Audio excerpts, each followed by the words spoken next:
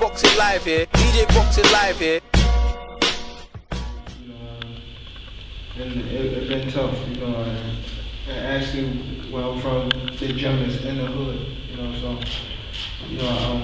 if it wasn't for the gym, I'd either be in jail or dead, and that's not what I want to be, boxing saved my life a lot, actually, signing to Floyd and me, back and forth to Vegas, saved my life also, because there was times that, before I signed with Floyd, I wasn't making that much money, so I was in and out the streets, rolling with my homeboys and things like that, but, I signed with Floyd, I moved to Vegas and things like that, and put my mind on another level, so then recently I won a belt, so I'm definitely on another level than I was before, so right now my focus is to take over the sport. How does it feel to you, Floyd, when you hear a lad say something like that? Because despite all the success that you've had and all the monetary rewards that you've picked up, I guess hearing that and realising what you're capable of doing is kind of humbling. We both come from similar backgrounds. Both of our mothers being on drugs.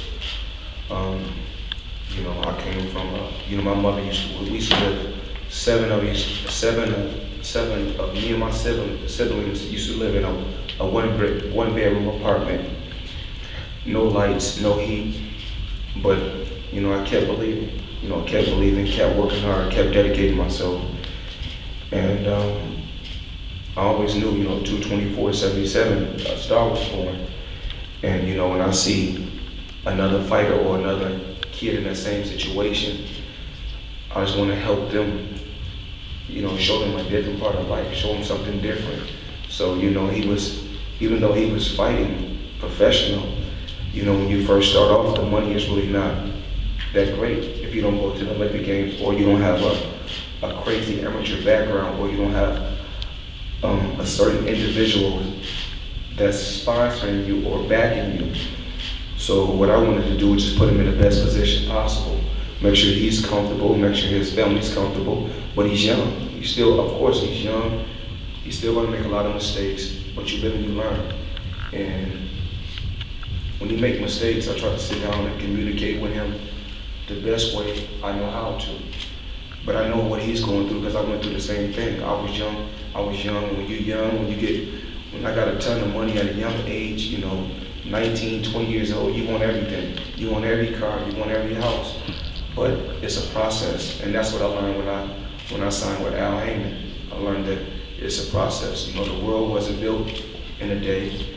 And I got my mind on business. And once I got my mind on business, I continued to work hard inside the ring, but I wanted to make smart financial moves on the outside because I didn't want to end up like, a lot of other sports celebrities or, other celebrities. I wanted to have something when my career was over, and I also wanted to still have that same lifestyle. So, of course, he wants that flashy lifestyle.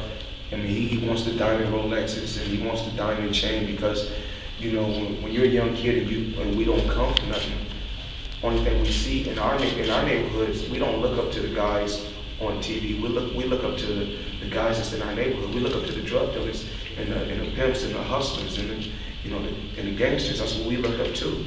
But once you get to a certain level and you surpass them, you start looking at guys. We start looking at the billionaires and say, what, I want what he got.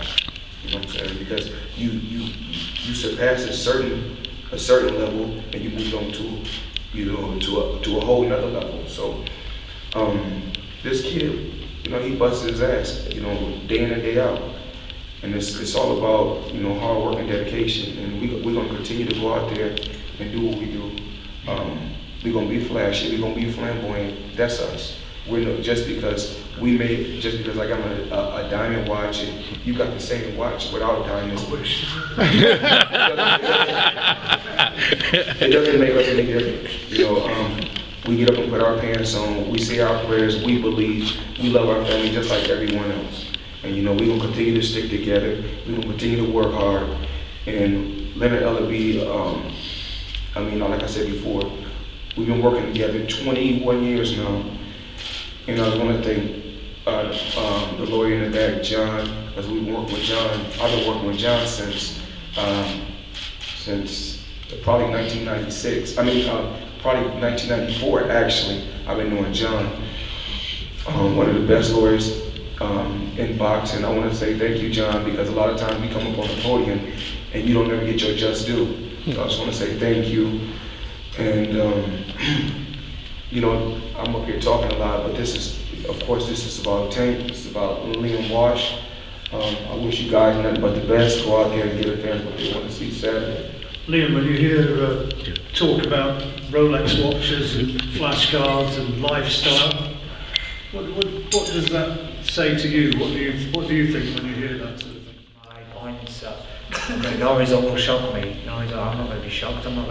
You won't see me celebrating like a madman if I ever to knock the Tank out, because I know I'm capable of it. So, but I haven't got an exact prediction now. Okay. Gervonta?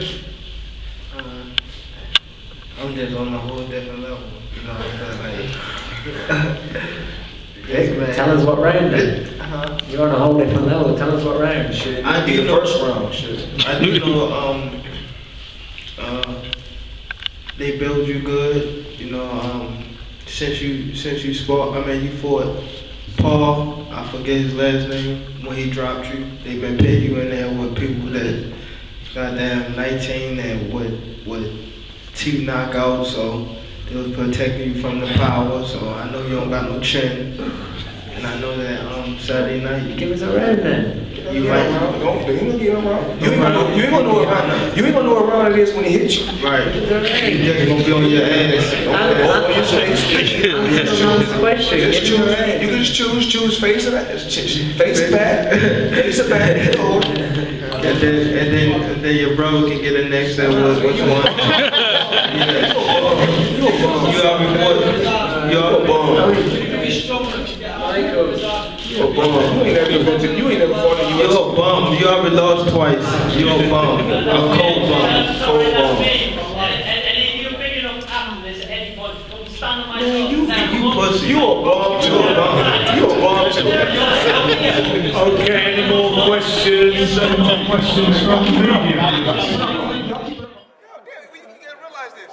You got the pound for pound, and you got the Mayweather list. Listen. Listen.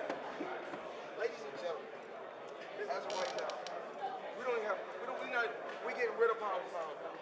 It's called the Mayweather list. We're gonna start rating fighters in the Mayweather list. We don't want no pound for pound no more. Hey, Leonard. There's no pound for pound no more, ladies and gentlemen. It's only the Mayweather's list. You will either be ranked number 1, number 2. It's the Mayweather's list. Period. Who's on the list right now? It's a fighter that's not even signed to me that's ranked on the Mayweather's list. So we got the Mayweather's list. So I want all y'all writers to check Mayweather's list. Give us the top 3. Who's the top 3 Mayweather? I'm not gonna do that. Y'all gonna do that. Ain't no pound for pound no more. It's only the Mayweather. But you're an active fighter, so you're still number 1, right? No, I'm not. I'm different. Okay. I'm not even. You can't even put me on the list. My name starts with this, the Mayweather list. So, when it's all said and done, no more pound for pound. It's only the Mayweather list. Look, they compare Tank to Mike Tyson. They say the Mike Tyson at 130. What do you think of that? DJ Boxing Live here.